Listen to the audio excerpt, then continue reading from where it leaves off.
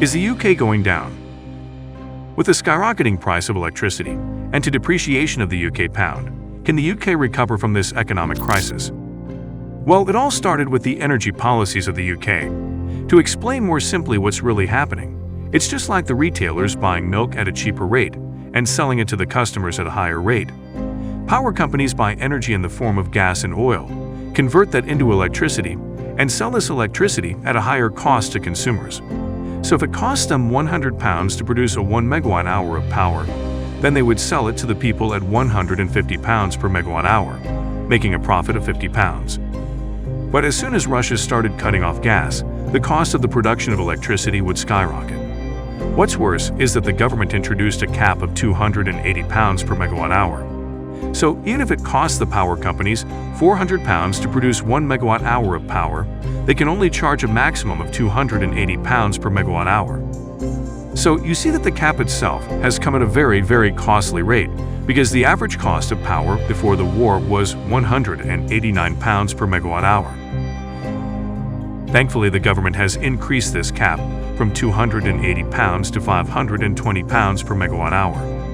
That is 0.52 pounds per kilowatt hour, which is a 175% increase from last year. In exchange for this, the government has said that although this unit price is high for the next 2 years, the government would not change the limit even if the cost of the production of electricity would increase. Meaning, if the cost of the production of electricity shoots up to £1,000 per megawatt hour, the citizens will still pay £520 per megawatt hour only.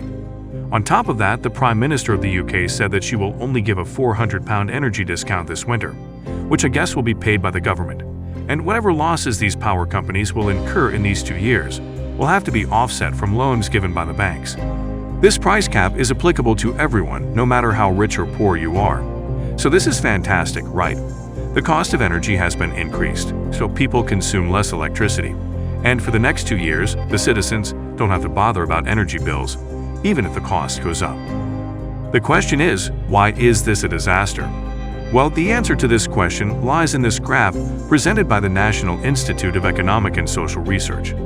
Now, if you look at this graph, this has the class of people going from poor to rich and states the money that they spent on energy. So, here you will see that the poorest segments of the UK spend close to £2,750 and the richest spent £5,000 on energy. But if you look at how much this is in terms of their percentage income, while the poor's energy consumption cost is £2,050, it's almost 8% of their income. For the rich, even though they spent £5,000, it's just 3% of their income.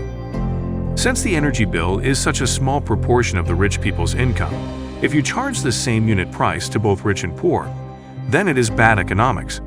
To give you an oversimplified context, even though King Charles spends £75,000 per month to power the palace, he will pay the same unit price per unit as you who's living in a 2-block apartment, and this is in spite of consuming way more power than you. So for you, £5,000 may be 20% of your income, but for the king, even £75,000 may be less than 1% of his income. So now that the rich and poor are being charged the same cost without any consideration for their consumption, it brings 3 major disasters to the table. Number 1. Even if the poor use energy for necessary activities like heating the house, while the rich use it for a luxury activity like heating a jacuzzi, they will be charged the same. This will weigh very, very heavy on the poor, considering the cost of power is already at a 100% surge. Number 2. There is no penalizing the rich for using more power than needed, so obviously, the rich and wealthy people will tend to consume more energy than needed. Number 3. Because there is no extra cost for this usage, there is no extra revenue. So even if the energy prices go up to £1,000 per megawatt hour, the rich will still pay £520 only, even if they can afford to pay £1,000, and hence the power companies will have to bear the losses, which will then need loans or compensation from the government or the banks.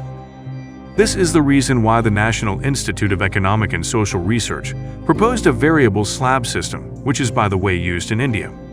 Now, just to make this variable slab system more relatable to you, let's take the example in the Indian context.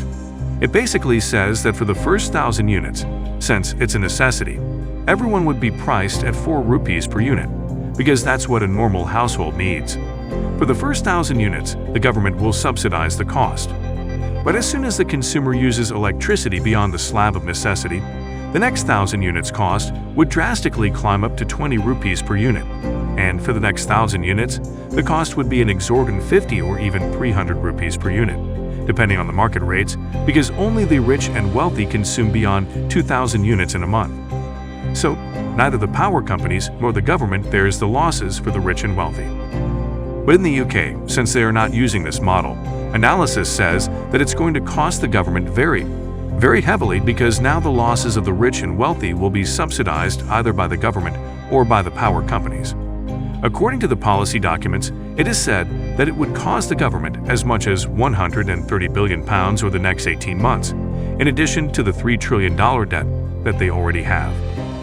So the question is, how will they get this huge chunk of money? Well, they'll have to raise it through bonds. Now the question is, what is the problem with bonds? The UK is, after all, a developed country. So if the government issues bonds and promises to pay back the people after 20 years, then what exactly is the problem? Well, guess what? The UK is even heading towards a bond crisis, which will cause a currency crisis, which will cause a mortgage crisis, which can then cause a banking crisis, and therefore turn the UK into a complete economic mess. So the question is, what on earth is happening with the UK? And what's wrong with its bond market? Well, let's start from the basics. As usual, what is a bond? It's nothing but a loan to the government given by the people of the country. In this case, if the UK government wants to offset the energy losses with £100 billion, instead of going to the World Bank, it will simply borrow this £100 billion from the people of the UK. Now obviously, one person cannot give the government £100 billion, so the government will divide this £100 billion bond into 1 million units, with each unit being worth £100,000. So when 1 million people buy 1 unit of this bond, they've essentially loaned the government £100,000 each and £100 billion collectively. In return, the government would guarantee that after 10 years or 20 years, it will return this money with a 3% interest. Now, what have we learned from this? The longer you keep this money in the government, the more interest they'll pay you. For example, a 2-year bond could pay you a 3% interest, and a 10-year bond could pay you a 7% interest. The demand-supply forces will come in, but this time, the primary focus is not the yield curve, but the cost of borrowing of the government. Before we continue with the video, don't forget to click the like button if you are enjoying the video. If you want more videos from us, don't forget to press the subscribe and the bell icon. Now, back to the video. So let's try to understand this using a simple example. Let's say there is a 10-year bond that is being sold at £100 per unit at an interest rate of 3%. So if you invest £100 in a 10-year bond, you would get £3 as interest. Now listen to this very carefully. If there is nobody willing to buy these 10-year units from the government at £100, what will the government do? They would decrease the price of the unit to £90. So if a person bought this unit at £90, he would still get £3 in return. This means back then the government was borrowing £100 at 3% interest. But now they are borrowing just £90 at 3.33 interest. And in spite of this, if the people still don't want to buy these units, or there's an oversupply of these bonds in the market, the unit price will drop further to £60, which means that the government is borrowing £60 at a 5 interest. So you see, because of the demand-supply mismatch, the government is getting less money from the people at a very high interest rate. And this is a very dangerous position for any government, where the interest of the bonds is climbing so high. This is the reason why the 10-year bond rates in the UK have gone above almost 300%, going from just about 1% to 4.1% in just 9 months. Now, most people would say, yeah bro, so what? The government bonds are now giving out 4% interest, which is absolutely crazy. So everyone will flock to buy these bonds and the interest rates will go down, right?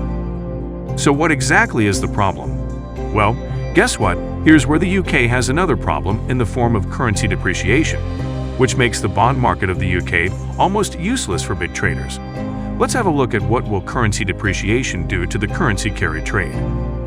So let's say John is a billionaire who wants to make money using currency carry trade in the UK. So what would he do first? He would check the lending rates in the US and check the bond market rates in the UK. So if the US bank is lending at 2% and the UK bonds are yielding 4%, John will decide to enter the market. Firstly, he would borrow $1 million from the US bank. Secondly, he would convert this $1 million into pounds. Now, had he made this conversion in January, this would amount to 714,000 pounds, considering 1.4 to be the exchange rate. Then, he would invest these 714,000 pounds in UK bonds and leave it there for a year. Then after 1 year, had it been a normal market, he would get his 714,000 pounds with a 4% interest, which amounts to 742,560 pounds. Now he would convert this amount to dollars, which would amount to $1.4 million.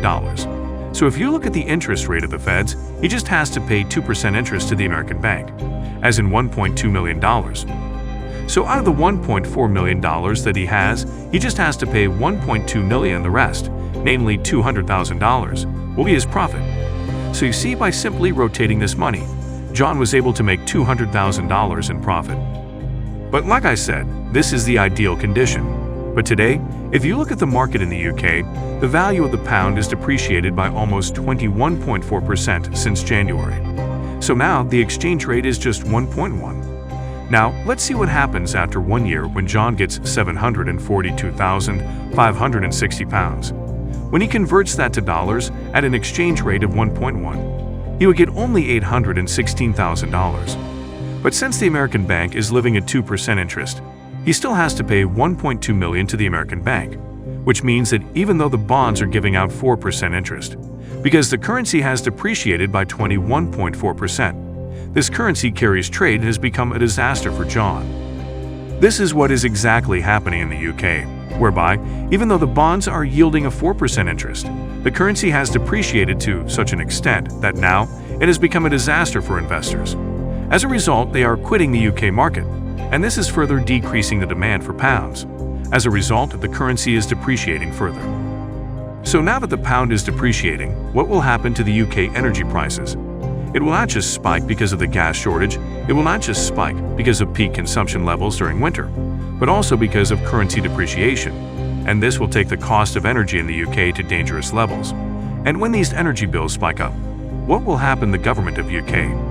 They will have to borrow more money in order to compensate for these losses, which means more bonds will flow to the market, which means the demand for the bonds will go down, and then the interest on these bonds will go up, which means the cost of borrowing for the government will increase further, eventually depreciating the currency further, and that will lead to a vicious cycle.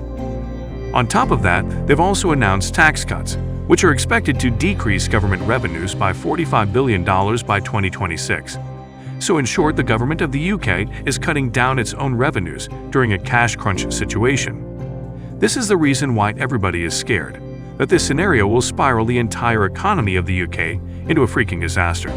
This is the reason why the Bank of England is now about to buy £65 billion worth of bonds so that they could prevent the interest rates from falling.